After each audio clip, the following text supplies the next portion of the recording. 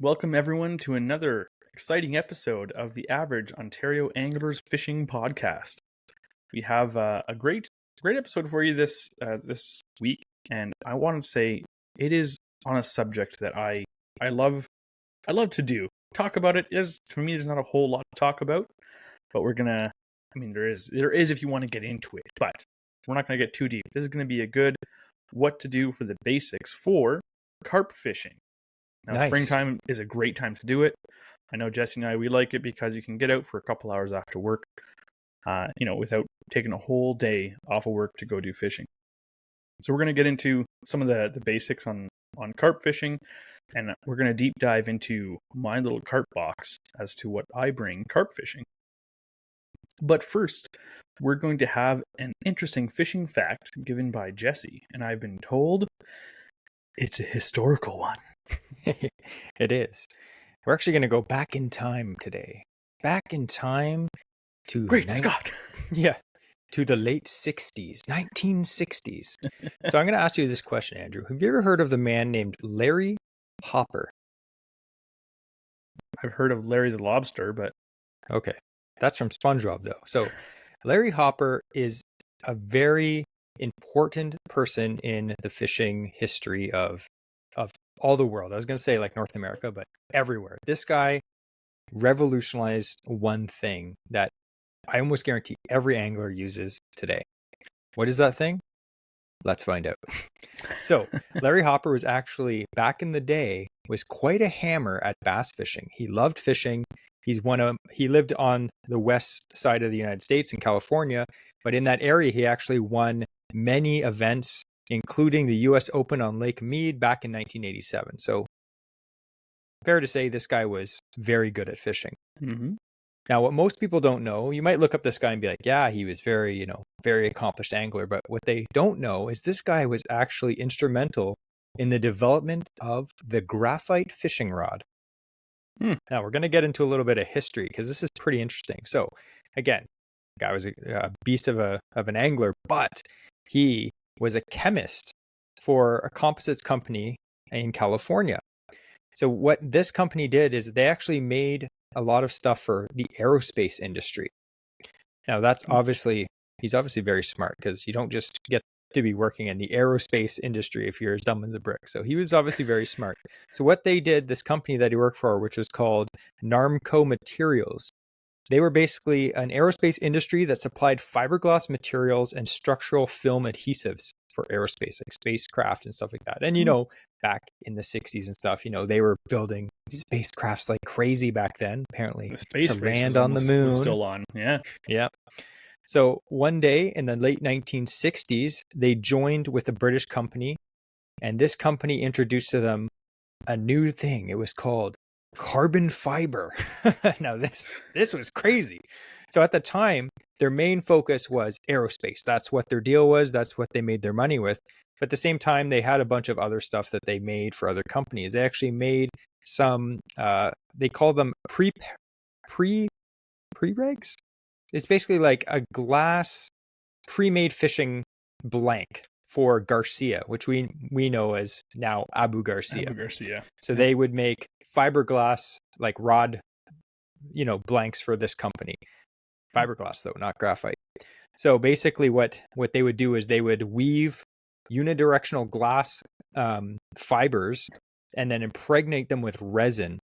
And then it would basically be wound onto a tapered mandrel, baked in an oven, and then they'd pull the mandrel out, and then what do you have? You have a hollow tube, which was fiberglass with resin, which was the standard at that time for fishing rods. Everyone back then fished fiberglass because that's all there was. It was terrible, but that's what they had. So he said, this Hopper guy, he basically said that the fishing industry wasn't their biggest customer. Compared to the aerospace stuff, fishing was very small on their list of things that they did. But for him, as we know, he was an avid angler. So not only was he in the aerospace, job market there, but he was an angler. So you have to think, he's like making this material. He has this new material called carbon fiber, which was super brittle at the time. And then he has, we actually already make fiberglass fishing materials for companies. So you have to think the wheels are probably turning in his head. And he's just like, I wonder what I can do with this. So then in the late 60s, basically he started taking mechanical test reports of new materials of carbon fiber. And basically he would test the modulus, the tensile strength, and specific strengths, so that he basically could find out what properties that they could use to make certain things. Did he tell his boss that he was planning to make fishing rods?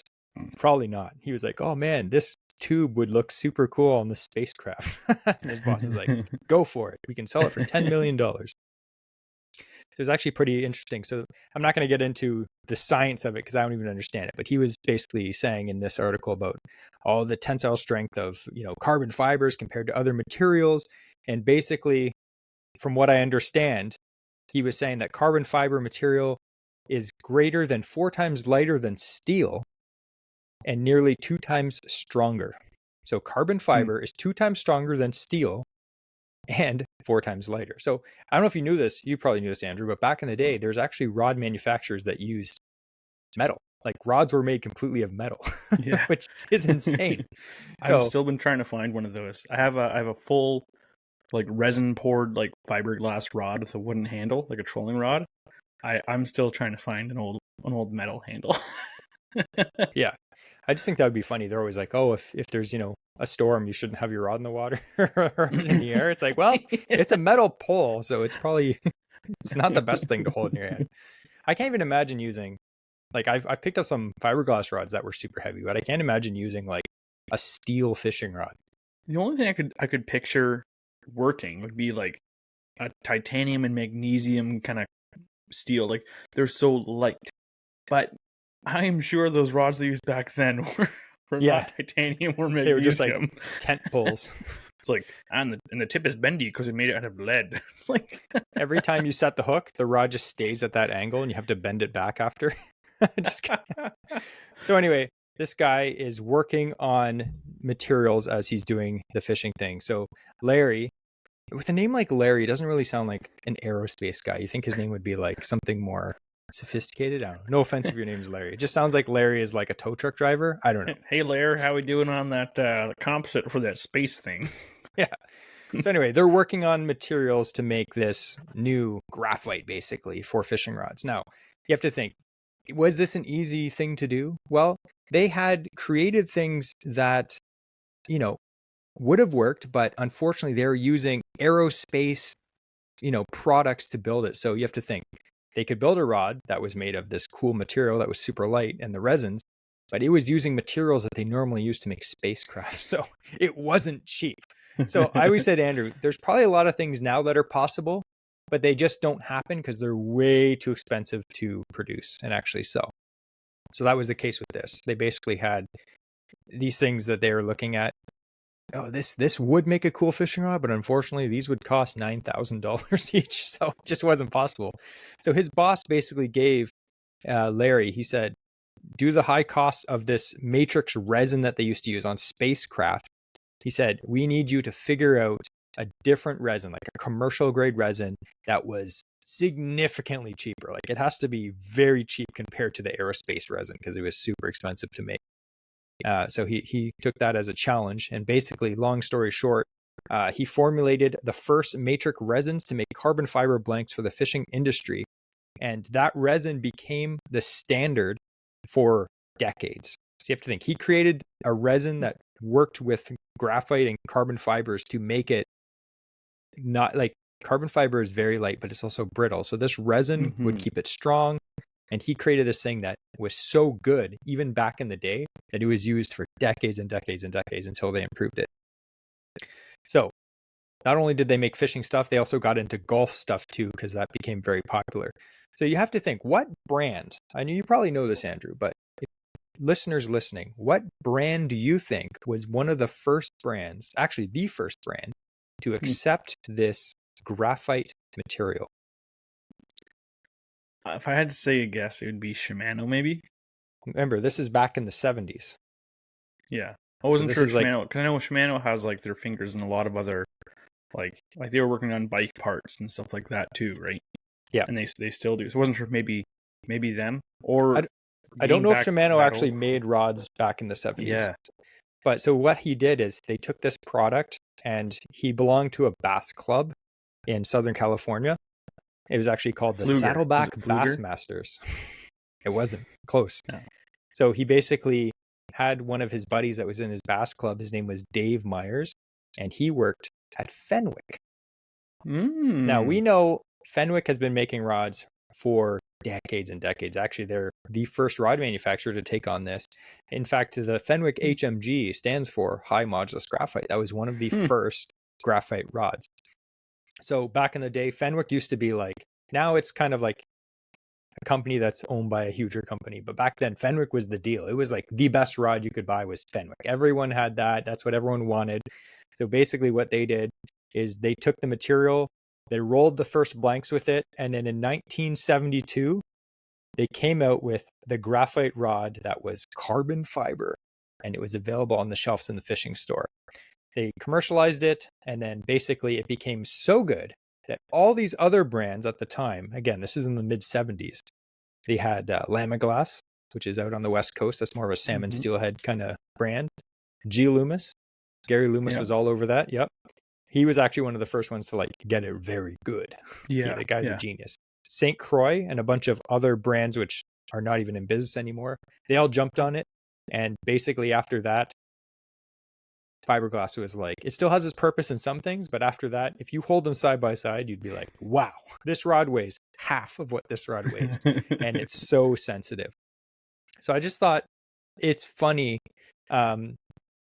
If this rod just came out and you were just skeptical, you're like, oh, what is this thing? Because like your whole life and your whole, family history, your dad and your grandpa, they all used fiberglass fishing rods. And out comes this newfangling, carbon fiber material. It's super lightweight. Would you have jumped on the bandwagon? I would probably, honestly, I would have picked one up. Yeah. And felt to me like, why is it so stiff? And like even then, they had like mod fast graphite. Like it was not like what we have now, like crisp rods. Yeah. But like, why is it so stiff? I'm like, oh, look, you can just break the tip by bending it. I probably wouldn't have, because it's new, it's gimmicky. The fiberglass been catching me fish my whole life. I probably would have avoided it for quite a while. Yeah, for sure. I just think it's funny. The article kind of ends at saying that this guy just happened to be the right guy working at the right company with the right hobby to make the graphite fishing rod. I'm sure someone else, if this guy hadn't existed, someone else would have done it eventually. But imagine this guy that just happens to work in the aerospace industry and have all this material and this R&D department to build the first, carbon fiber resin to make fishing rods. Just happened to be like a hammer at bass fishing. He's like, oh yeah. So he's the father of the graphite rod. But I just think it's funny that imagine the first few bass tournaments and guys are rolling out there with graphite rods for the first time in history, and they're dragging jigs on the bottom. They're actually feeling bites, and they're just destroying in the tournaments. Like all these guys are like, here's the thing. I have a bunch of ugly sticks. Those are fiberglass. Nice rods. You can cast a spoon all day, spinners with them, no problem. I do not want to drag stuff on the bottom and feel bites with them. They're not sensitive rods at all. If you pick up a graphite rod, just imagine these guys that are just slaying in the tournaments. And everyone's like, what's your secret? You're like, carbon fiber. Yeah, like think of how many techniques just wouldn't exist now if it wasn't for sensitive rods. Yeah. Like most techniques that have come out in the past, I mean, crankbaits have been around for forever. Top waters, you see the strike. Jigs, the jigs have been around for a long time, but we fish them differently now. Yeah. And if we never had the capability of, you can feel and the difference and you can feel it when it's hitting bottom or whatever. Yeah, most of these techniques just wouldn't be around. Exactly. And then think even further, like graphite rods come out. And again, they got better and better as years go on. They got more sensitive. And then braided fishing line comes out. And they're just like, oh, I can feel everything. So anyway, that was the interesting come out in reels. And you're like, whoa. I was using bushings before. So if you ever wondered, line comes off the spool easy now. Nice. So if you ever wondered when the first graphite rods came out, now you know. And maybe next time you're in the fishing store, you can go and look at a good old Fenwick and be like, good on you guys for starting the revolution, graphite revolution. The 60s were a time of, putting space age technology into everything too, right? like acrylic acrylic chairs in the 60s and 70s, they looked cool. But what I was thinking actually when you said that, because that factory or whatever, doing the testing on the carbon fiber on the graphite for space, engineering, it made me think of those videos where they talk about the guy from NASA and he's like, this bag of washers, and it looks like a bag of 10-cent washers, right? And he's like, this bag cost you $190,000, whatever it was. It's ridiculous. Yeah. For just washers to use on a spacecraft. And I'm wondering, what if, like, those original rods, maybe they had something very similar that they used for like tensile support on the exterior and the interior or something of the spacecraft, and he just took that same part and he's like, yeah, we, instead of charging them thousands of dollars for this, let's sell it as a $50 rod. Yeah, put some guides on it. Perfect. Yeah. NASA's so like, maybe he wasn't as smart as we Bass thought. Pro. That's clever. I like that. I like learning new things. So a historical fishing fact that is definitely interesting and lives up to its name is always good. Well done, Jesse. Thank you. Now to get into our boring topic. I'm just kidding. It's great. So when I say carp fishing, I wonder what our listeners are thinking. Corn.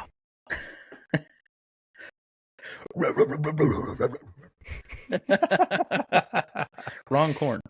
Okay. I mean peaches and cream. Yeah, exactly. Canned sweet corn, creamed corn, tasty.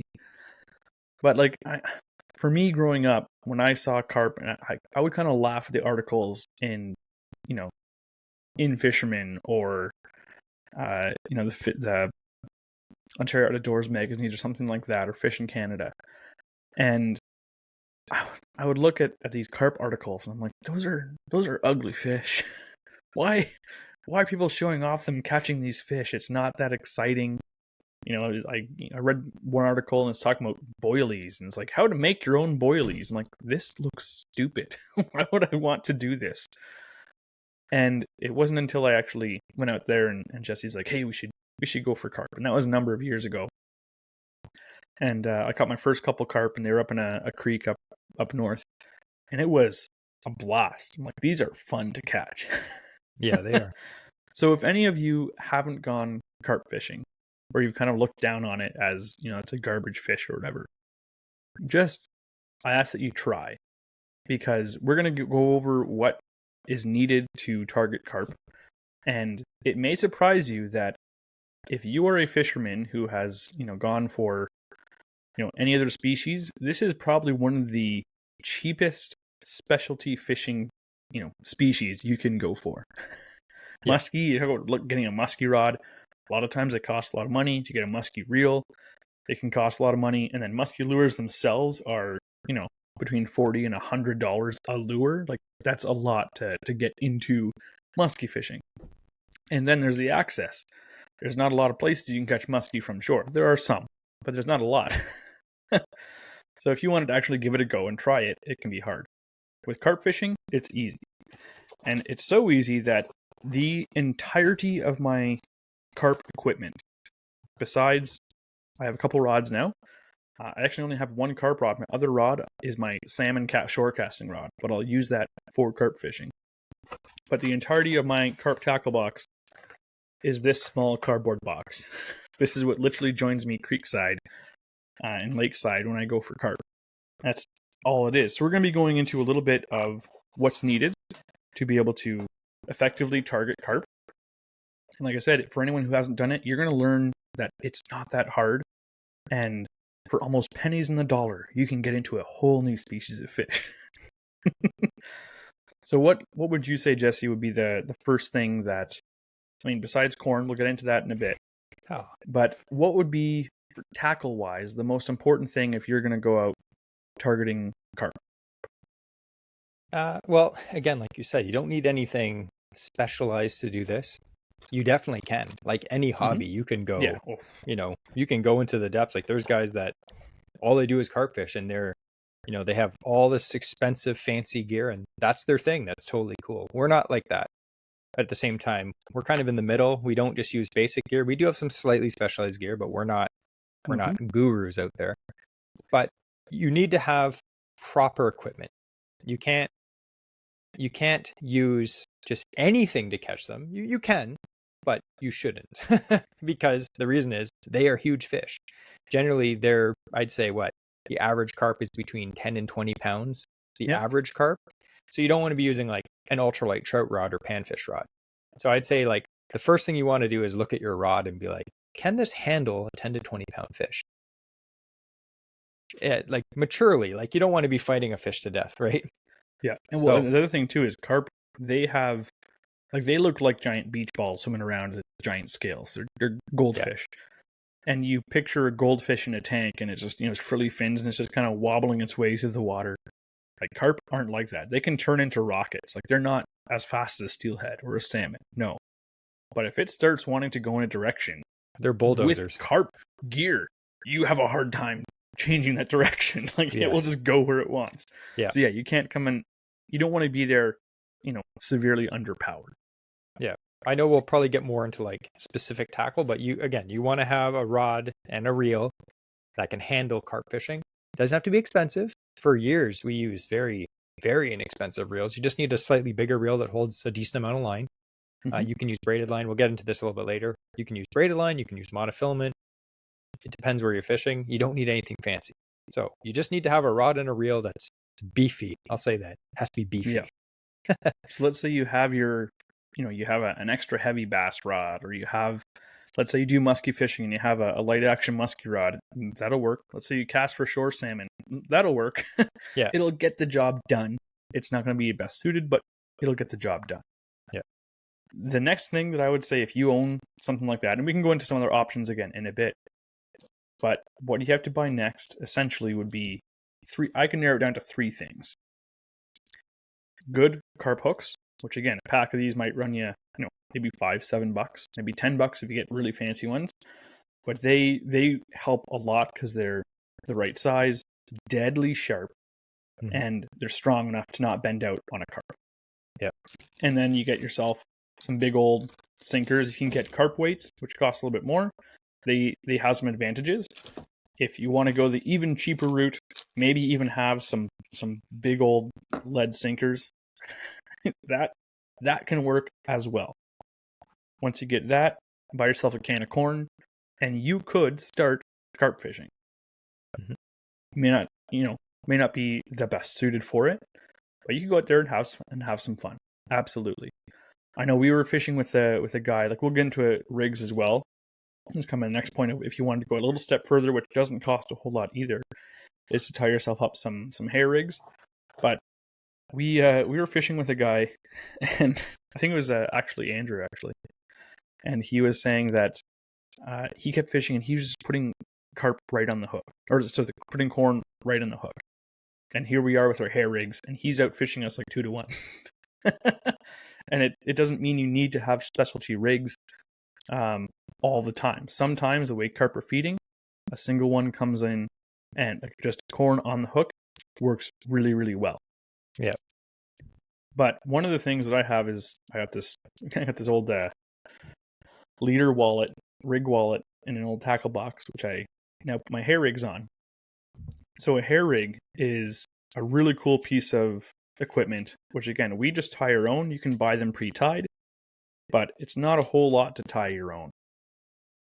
And I'll just let Jesse kind of explain how would you describe a hair rig to someone? So like you said, you can easily, and it's very popular, catch carp on a regular hook. You can catch carp on a circle hook. We'll get into this after, but a hair rig is more of a specialized rig. So it's usually a piece of braided line. They use braid because it's more limp and it feels more natural when the fish sucks it in. But it's basically like a kind of like a snell knot that goes around the hook, and then there's a tag end that hangs off the back of the hook. And then onto that piece that's hanging off like a little tail on the end of the hook, you attach a few pieces of corn. It could be 2 pieces, it could be 8 pieces, it could be a boilie, which is a little ball of bait. It could be a lot of things. So basically the premise behind how hair rig works is because carp have very sensitive mouths. So what they do is they're filter feeders. So they're going to suck food off the bottom and then they will exhale the rest back out their mouth. So the hook, when they come up to your bait, oftentimes they will suck it into their mouth. And if they feel a hook or something, they try to spit it out immediately. So if you're using sometimes just a hook with corn on it, sometimes they'll suck it in and spit it out a few times and not get hooked at all. So the thing about a hair rig is because the hook is completely void of bait, the bait is on a piece of line underneath the hook. When they suck that bait into their mouth and then they expel the water back out, that hook is in the perfect position to prick them right in the bottom of the lip or in the lip. So when that happens, usually they bolt or they just swim off quick and they get hooked. So having that hook completely exposed as they're sucking it in and spitting it out, it gives you a much higher percentage chance of actually hooking them. And most carp anglers will have some kind of a hair rig usually. Again, you can catch them on a bare hook. I've even caught them on a circle hook.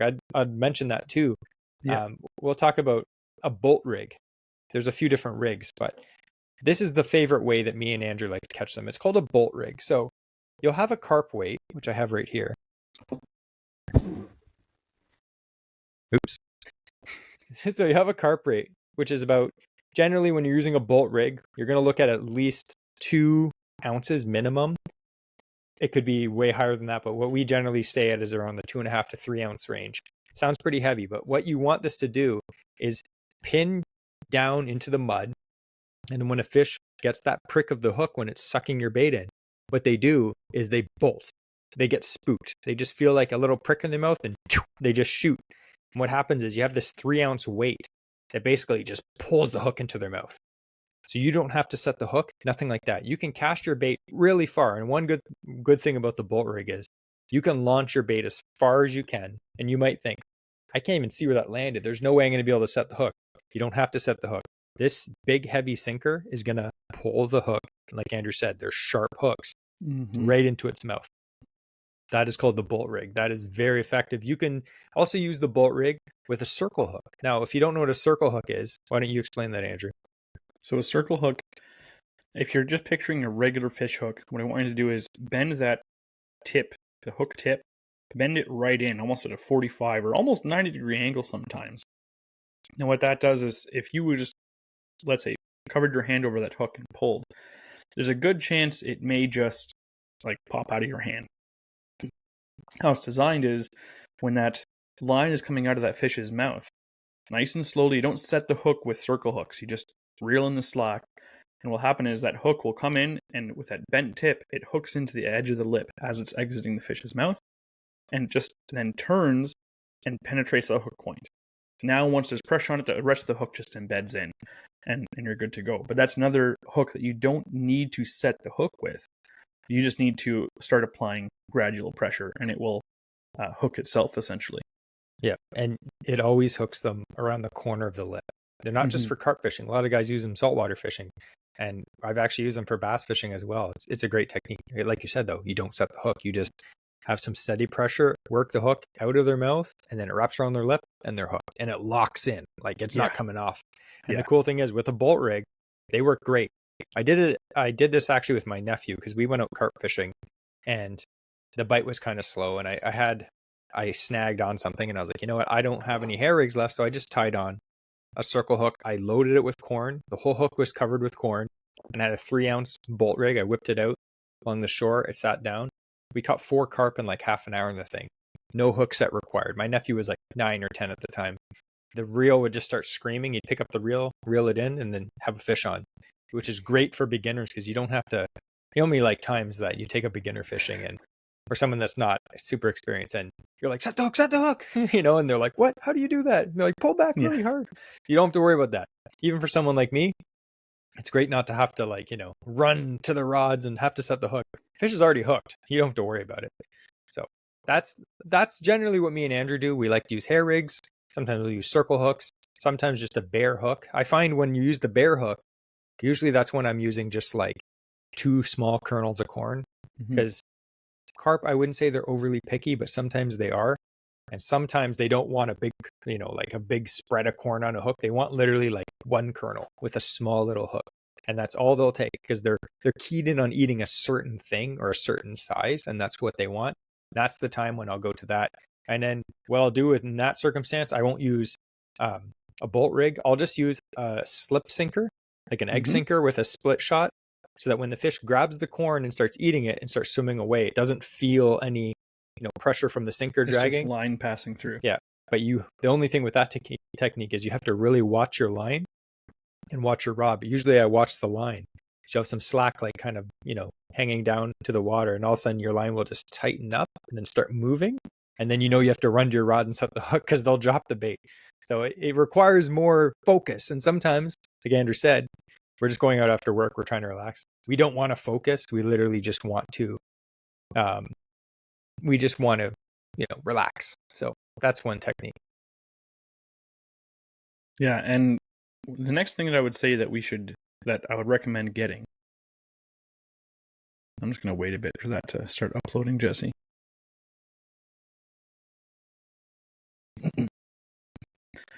And the next thing that I would recommend getting after, we kind of covered the bare minimum, and we're going to go into a bit more of now what I would recommend getting at this point. Let's say you've caught your first carp and you're like, you know what, that was fun.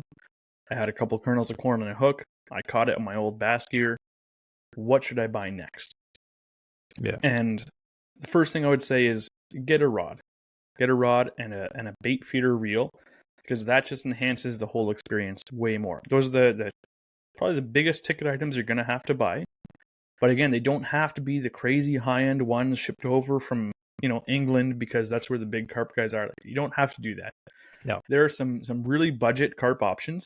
And again, your rod for carp fishing, you're not casting and retrieving. You're not doing a Ned rig. You're not, trying to feel those light bites, and you aren't touching your rod. So sensitivity doesn't enter it.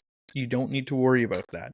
You need a rod that can take your casting a 2, 3, 4 ounces of gear tackle out into the water, potentially at long distance. That's what you want the rod for. And then you also want a rod that has backbone to fight a fish. So that's the two things that you're going to look for a carp rod. And there are some great budget options. You can pick them up for between like $80 to $150, some of these budget carp rods. And they are well suited to have you, get a very enjoyable time out in the water going for carp. And then the other thing I'd recommend is a bait feeder reel. Now, bait feeder is essentially you want a reel that has 2 drag systems. So I think bait feeder is actually a trademark expression, like Senko is for stick baits. No, so you want a bait runner is trademark. Oh, bait runner. Yeah. Okay, so bait feeder is the term I can't use. Good. So Jesse has on screen here a bait feeder reel. And why don't you explain how that system works? So essentially what Andrew said is a bait runner or a bait feeder reel, it has 2 drags.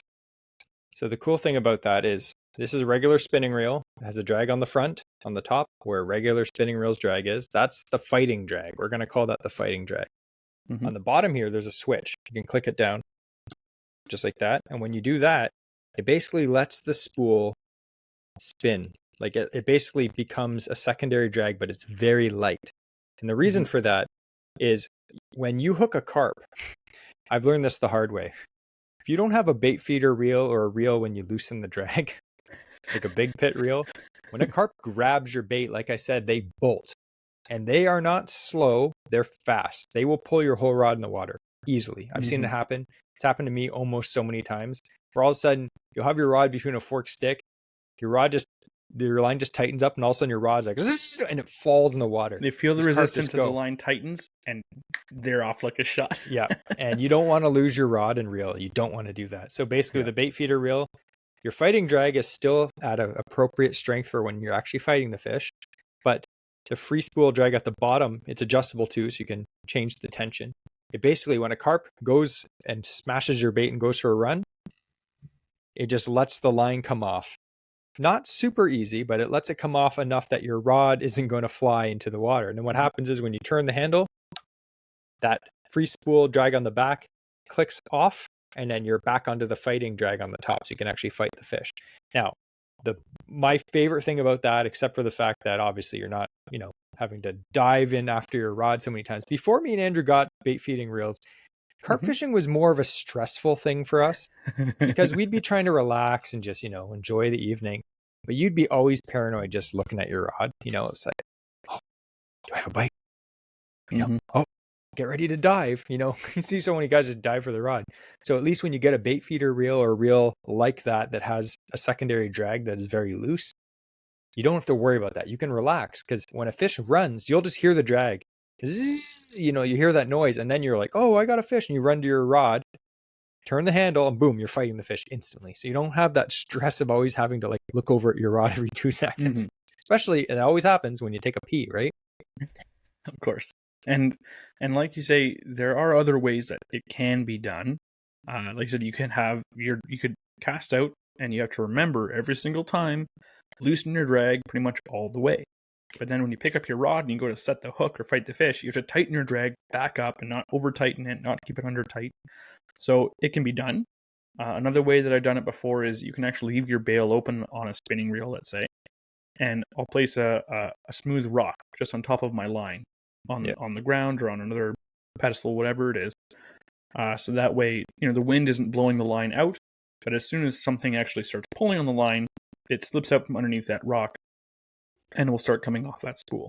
But again, you have to keep your eye out, because if you're not paying attention at all, it makes no noise when that's happening. Yeah. So with a bait runner, a bait feeder reel, what you have is an audible drag noise. So you'll hear like, hey, I'm here, the clicking, something's happening. And again, it's worry-free, like Jesse said. Yeah. And so I was just going to talk a little bit about rods quick, because we kind of went to the reels. For the reels, if you're looking to use a regular spinning reel, I would recommend a minimum of a 4,000. Just a regular spinning reel, same reel that you'd use for salmon. That would be more for short distance fishing. You're not going to be able to launch like a 3-ounce sinker with a regular like salmon rod with that, or it's very difficult. So I'd recommend at least a 4,000. If you are getting a bait runner or a bait feeder style reel with dual drags, I'd recommend at least a 4,000. But honestly, I'd probably go up to a 5,000 or 6,000. I run a 6,000. I also have an 8,000, which sounds like overkill. It's not. Some of these carp reels you see the guys have, they're huge. They're like 10,000 size. But for overall, a 6,000 is my favorite size, because it's big enough that it holds a lot of line that you can make a really long cast. It also picks up a lot of line when you're reeling in. Sometimes they rush towards you. 8,000, I got the 8,000 bait runner from Shimano just because it's also my double duty saltwater. It's a saltwater rated reel. It's a saltwater reel. It's not designed for carp fishing at all. These carp guys kind of jumped on it, right? But I use that when I go saltwater fishing the odd time when I'm down in like South Carolina. But 6,000 I'd recommend. But for years, I think we ran like very budget friendly Okumas that were in the 4,000 size. 5,000 is perfect. And you can get a decent bait feeder reel for like $75, $80, $100. And again, you get what you pay for. That reel might not last you 10 years, but it's going to get the job done. Like Andrew said, you're not casting and retrieving constantly. It's just cast out and let it sit there. You might only cast, 10 times every night.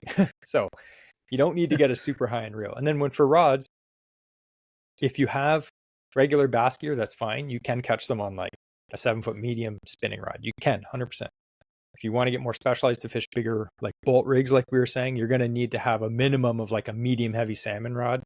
Me and Andrew have been using like 8.5 to 10.5 foot medium heavy spinning rods that are salmon rods for many years.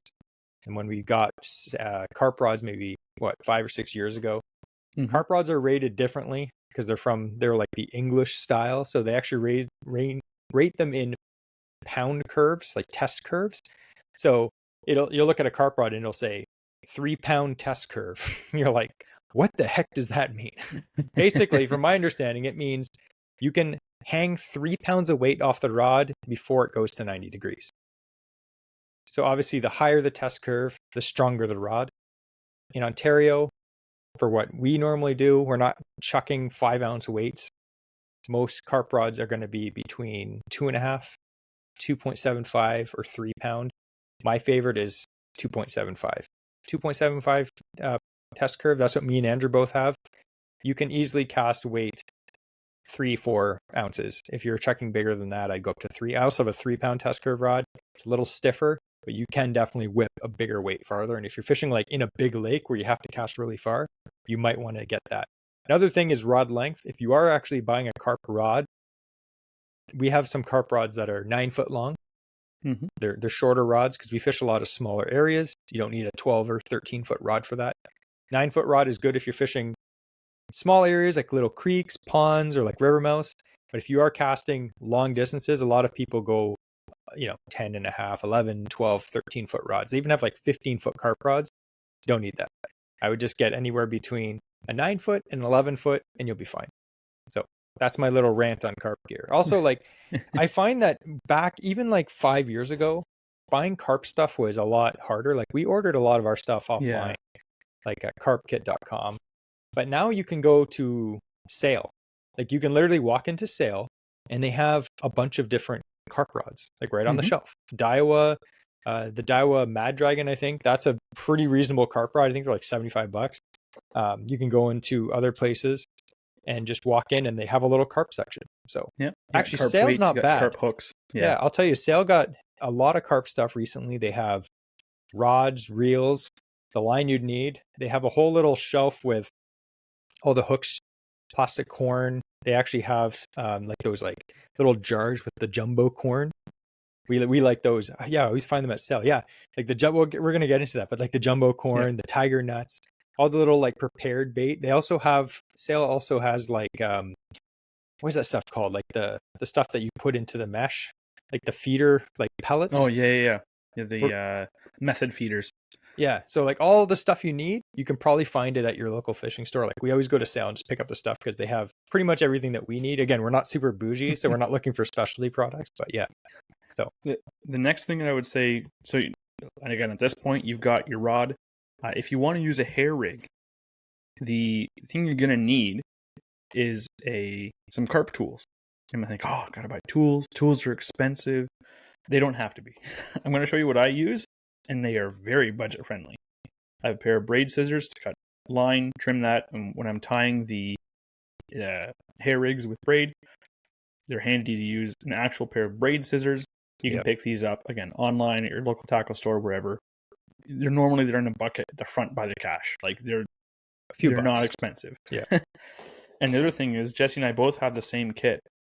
It's a bunch of little carp tools. And I think we got it just on Amazon or something like that. But you can get different kits at different tackle stores. So it comes with, like 5 different tools there. And I pretty much only use this one. Yeah. They have a few different things. This is kind of to hold on to the hook when you're tightening it. When you're tying a hair rigs, it can come in handy because if you're using your fingers on those hooks and you go to tighten that knot, you're going to be embedding that hook straight into your finger. Yeah. Don't do that. They have a little drill for if you're using boilies, which is a different type of bait. It's kind of like dough, but hard dough. And so you're going to drill a hole through it. Otherwise, it'll just crumble in bits if you just try and shove a rod through. So you drill the hole, and then you can put your applicator, what would it called? Is it applicator or a bait hook? I'm not sure. So these ones here, they're really nice. They have a little hinge point on it, but essentially it's a small wire with a hook on the end. And what you do is you feed your corn or your boilies onto this little tool, and then on your hair rig, what you have is you have a loop, that line that comes off the bottom of that hook. You have a little loop. So once you put on your 3-4 pieces of corn, maybe a piece of floating corn, I like to use that, some jelly corn, whatever you're putting on your tiger nuts. Not made with real tigers, by the way. I was disappointed too. I know. So you hook that little hook into the loop at the bottom of that hair rig, and then slide all your bait onto that little hair that's coming off the back of your hook. Then you have these little yellow stoppers that you put on at the bottom, and it just slips that through that loop, and they'll hold it all on, so it doesn't just slip off of that loop at the bottom of your line. Yeah. But it's basically, I'll say you can't do that without this little tool. Again, you're not breaking the bank. I think I got this kit for $17. Even if you have to buy that, let's say the little hinge and stuff breaks on it, doesn't matter. Just keep using it until that hook busts off. Then maybe get a new one. But again, I've had this one for a few years now, and it's been working me fine. Yeah, it's essentially like a baiting needle. That's bait. That's what I was trying to think of. So a bait needle. You could also use a bait needle if you have one. But yeah, these little hooks are, these little tools are super handy and efficient for doing that. For corn, I often will go carp fishing with just a can of sweet corn. I'll bring 1 or 2 cans with me. So also my tools, I have a can opener, So I have, it's actually just an old Victorinox, and I have the can opener on the side of it. So I have that to be able to use to open those cans of sweet corn. That's what I chum the area with. Sometimes I'll use it as bait, but like Jesse says, another thing for bait, this is actually our favorite one. This smells amazing. It's the tutti frutti smell. I love that one. It smells good. Oh, I want to try it, but I know I shouldn't. It literally The great says thing- on the can, not for human consumption. That's also why I love the sweet cans of sweet corn, because you buy them in a grocery store and they are for human consumption. So if Yeah. you get a little snacky, you just scoop them in. Oh, That's delicious. totally fine. You can eat it. It's great for you. It's nutritious. It's delicious. It's good for me. Some guys, you can make your own, corn if you want to throw it out. Some guys will mix in bird seed and they mix in different things and some Jello mix, and they put on all kinds of cool stuff to make their own little corn. Is it necessary? No, you don't have to. So again, if you're just starting out and you don't feel like going out and buying a 40-pound bag of feed corn that you got to boil and prep the day before you go carp fishing, that's fine. Go to Walmart, buy that $1 can of sweet corn, and just chuck some of that out where you're fishing. Yeah, I will say though, I bought a huge sack of feed corn a few years ago, and I still have half of it because it expands like triple the size once you boil it. So you make a whole pot of that. And I know the price probably went up, but I forget how much I paid. $20 for 40 pounds of corn, and then it triples in size. So you have like more than 100 pounds of corn. And then what I do is I boil up, like during carp season when we were just gung-ho going maybe 2 or 3 times a week, I'd boil up a whole pot worth, and then I would just like put it into a bucket and then just like leave it at the fridge at work just because there was a lot of space in there, and I'd just leave it in there. And that corn will be good for weeks if you keep it refrigerated, and you can just go out. And it comes down to the fact that instead of buying 1 can of corn, which you might go through, 2 or 3 cans of those in a night, you have this huge bucket, which only costs you $2. So if you're going to do carp fishing a lot, it may be worth it to you to buy a big bag of feed corn and boil it up yourself. But if not, and you just want to go, the cool thing about having a can of corn, you can throw a bunch in your trunk. You can be like, hey, I feel like carp fishing tonight. Bait's already in the trunk. Don't have to worry about it. Just grab a can and go. Yeah. And another thing too, for us, what we don't think about a lot is for feeding area where we go most of the time, we can literally just throw out. We're casting 15 feet from shore to access the feeding ground that we're fishing these carp on. And so some guys, they'll feed an area for, every day for like weeks going in, unlike hunters where they not allowed to, feed, leave apples and stuff like that, where they're going to be hunting those deer, or where you can't feed the animal you're trying to hunt. You can with carp fishing. So you can prep this area, and even while you're fishing, you keep chumming it out with this corn, with this mix, whatever you're preparing. And you can essentially, these carp will learn to come to that area and to feed there. So you can actually draw them in. Let's say they're not there, you don't see them all the time, but they're in the area. Eventually they'll pick up on that. If you are regular with putting food out there for them, they'll come. If you feed it, they will come. Yeah. But and I remember there are special tools too for doing so. Sometimes there's a scoop on a stick. So you put your feet in there and then you can launch it. I can throw maybe 15, 20 feet loose corn. With that scoop, you could fire that 30 to 40. Then you have things like a spod bomb, I think they're called. Spod rocket. Yeah. And which is very cool. It looks like a big, or a short, fat rocket. It looks like an H-bomb. And what you do is you fill it with corn, and you cast it out, and this thing just launches as far as you can cast it, which is like 120 feet, let's say. And that drops in the water, and as soon as it hits the water, it floats up, and it opens and dumps all that corn, or all that feed, whatever it is, into the water. So there's that option for getting it out there. There's slingshots, which if you like doing that, you get this big, basically a sock full of corn on your slingshot, and you fire it out there. And again, get it out way further. There's lots of kind of fun ways. Some guys, they'll take a canoe if they can, and they'll paddle, or a kayak, and they'll paddle out and just dump a bucket out there.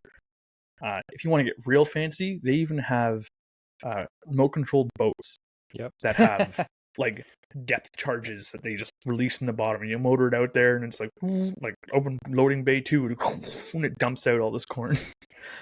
So there's lots of cool ways to get the area where you're fishing baited up. But again, there's a lot of places where we go that we have fish that we fish regularly, where all we do is we just ruin our shoulder by chucking out corn by hand. Yeah. And it's possible. Yeah. If you're in an area where carp, you know that there's carp there and you can see them there, you don't really have to attract them to the area. They're already there. So by throwing out or launching out corn into the area that you're going to fish, it's just going to get them feeding in that area. If you're fishing an area where you know maybe it's like a big bay or like the mouth of some lake, you know that there are carp there, but you don't see any.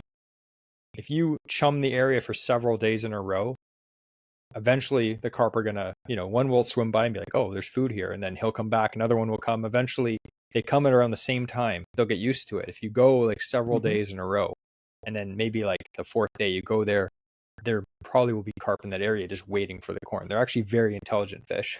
We think that they're dumb, but they're not. So again, if maybe like on the way home from work, there's a spot that you're like, you know what? I know there's carp in this pond or this area.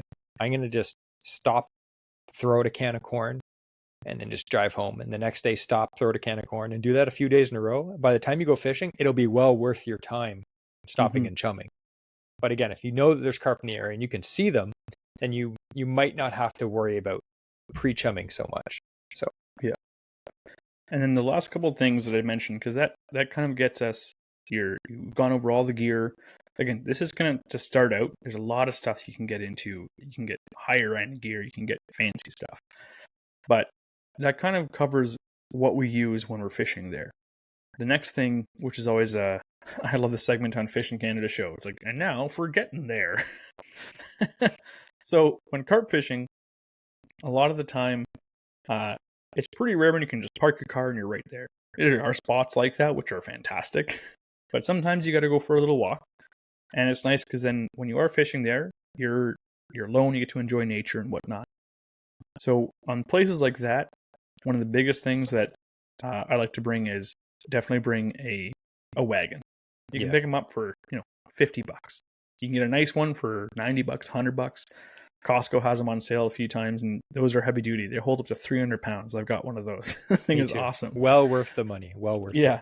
And you can use it for anything you want after that too. It's not just for carp fishing, although mine is. But I get that, a couple camp chairs, you have your rods that sit in there, and you can bring an extra jacket, you can bring some a flat of coffees with you, or some snacks, some food, whatever you want. Make sure you pack it out with you. But when you have the wagon, you can bring whatever gear you want to bring. Another thing that we haven't mentioned yet is a net. If you have a carp net, we like ones that are very rubberized, because carp fins, they can very easily split, and like any fish out there. But if you're using those old, twine nets kind of thing with that green string, that's just going to shred carp.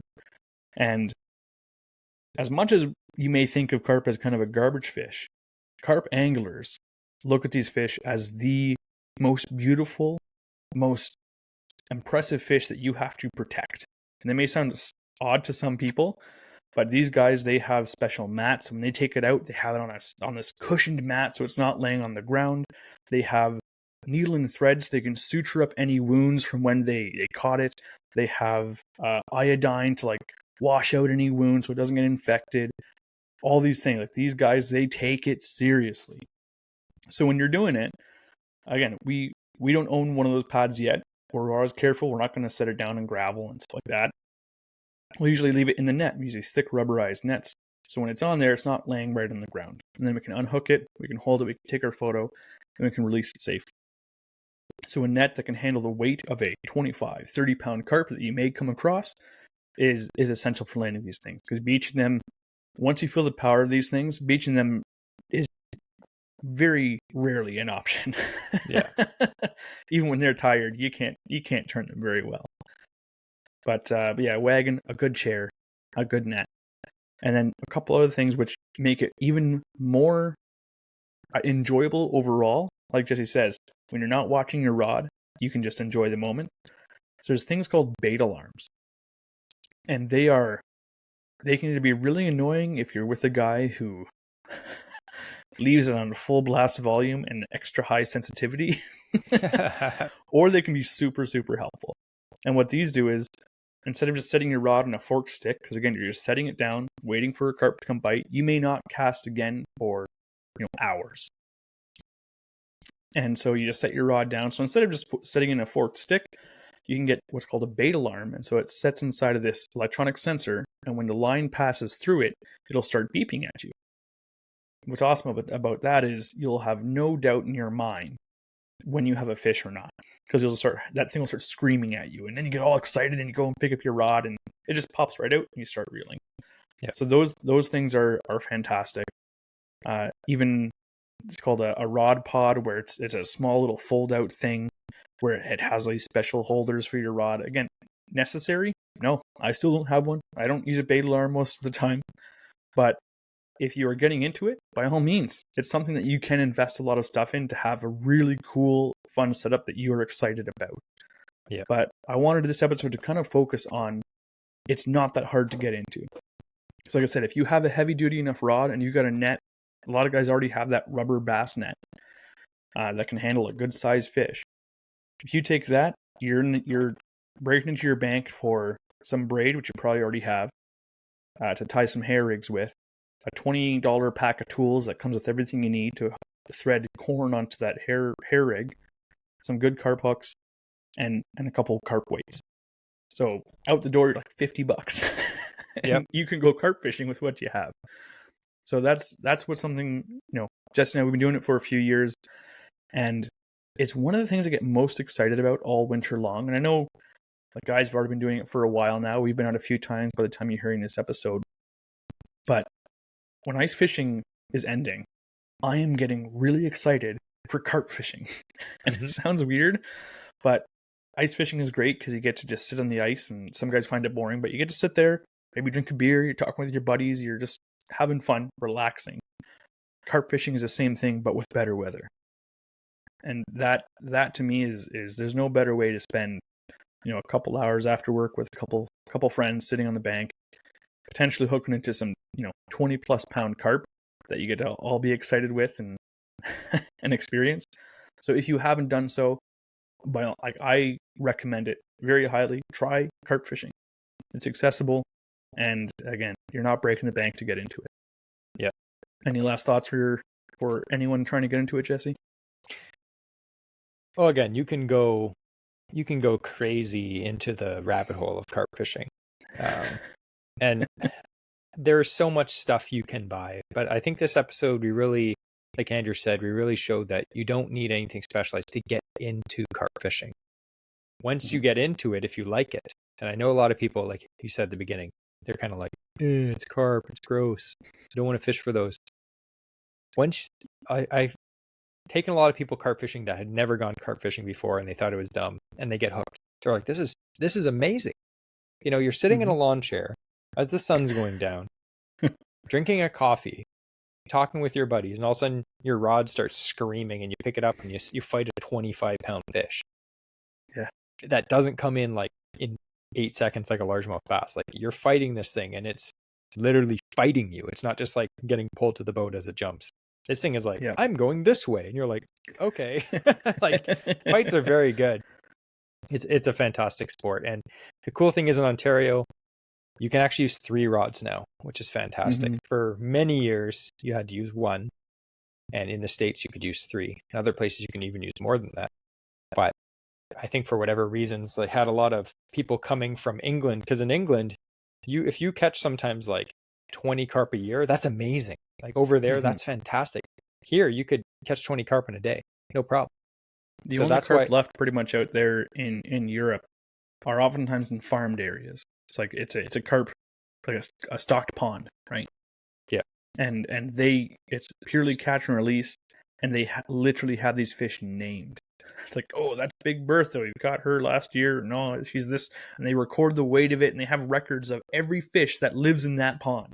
Like, that's how you do it there. We in Canada have so many carp. And again, we're not talking about invasive carp. We're not talking about the grass carp, stuff like that. We don't want those around. But the common carp, that's what we're talking about catching here.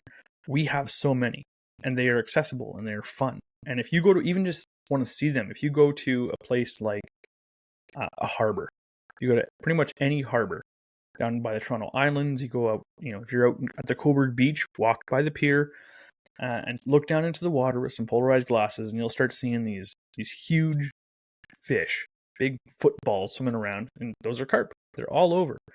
So we have a great quantity of them. So why not enjoy it? Yeah. And I think the cool thing about carp fishing too is, like I said, I took my nephew fishing for carp. He was 9. He's 9 years old. We're out fishing, and he's fighting 20-pound carp on carp gear. So I mean, like, he had some advantage there, but he had the time of his life. Like, kids love it. If you want to get your kid, if you have a kid, I don't have kids, but if you do have a kid, you want to get them into fishing. Like, sunfish is great, panfish is great, but carp and catfish is just as good. Throw catfish into the mix too. Use a worm as bait. Carp eat worms too. Cast a worm out and just sit there and let your kid run around and catch frogs and stuff. Who cares? Go out, and then all of a sudden, boom, 15-pound carp. The size of the fish, the kids will blow. It blows their mind. I remember my nephew. I was telling him, because he never caught a carp before, and I was like, listen, when this thing hits, it's gonna like pull hard, because he's used to catching sunfish, right? Yeah. And he's like, okay. He's like, I know. I was like, no, you don't. You don't know. So he had this fish, and he had the 9-foot carp rod, the butt of the rod just in his gut, and he's pulling back on this rod. He's like, ah! And he fought that thing for like 15 minutes, finally scooped it in the net. And it was a good fish. It was like maybe 18 to 20 pounds. But he was like, this is insane. It's crazy. I was like, yeah, it's so much fun. So yeah, again, it's a great thing. And the best time to do it is, in my opinion, is late May into June, before it gets too hot. Because the carp are generally, they're done spawning and they're still around. The shallow is still feeding before it gets hot, and then they go a little bit deeper. But it's a great time to do it. And you're not freezing when you're out there either. Yeah. The only thing I'd add is, make sure with all the other things that you're going to bring bug spray. Yes. Because into June, when the mosquitoes come out, you can get eaten alive. It is absolutely wear long crazy. pants. Another tip too. A lot of the places that we go, we find on riverbanks, it's very, very common to have red ants. Yeah. Like, it's infested with them. So wear long pants, tuck them into your socks. Trust me, no one's going to be, looking at you funny for having pants tucked into your socks, as long as you untuck them by the time you get back to the car. So Andrew knows, he's an expert. He's a fashion expert. In that regard, yes. So anyway, we hope you enjoyed the episode. We have a little bit of housekeeping here. If Jesse wants to take care of that, as he's so good at housekeeping. He's proven time and time again he's such a good little housekeeper. Yeah, I'm pretty good at it. So anyway, we'd like to thank everyone who has left us a recent review. I know we read some reviews last week. We're going to read some more reviews next episode. So if you want us to read your review, make sure you go into Apple and type out a really nice, funny review, and we'll read it. We'd like to thank everyone who is a Patreon member, who supports the show. Again, there are expenses to the show that we have to pay for every month. So Patreon members are a really cool group of guys and girls that donate a few bucks every month each, that help us cover most of the cost for the show. If you'd like to do that, there's a link below. It says support the show. So if you listen to the show every week and you're like, man, I love that show, consider being a Patreon member for $2 a month, because it's only 50 cents an episode. That's pretty cheap, guys. Come on.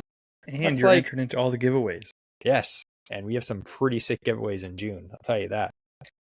Should I spoil some of the giveaways? Go for it. At least one. Give one good one. All right. We have a really cool giveaway, and it's I'm not going to say the brand, but you can figure it out. It's spinner baits. Ooh. Which is just in time for bass season. So we got some spinner bait giveaways coming up. We also have another one, which I'm not even going to, I'll mention it. Okay. We have another jig giveaway. So spinner baits and jigs this month. Ooh. You know why? Bass season's coming up. I want to get you guys stocked up for bass season. So here.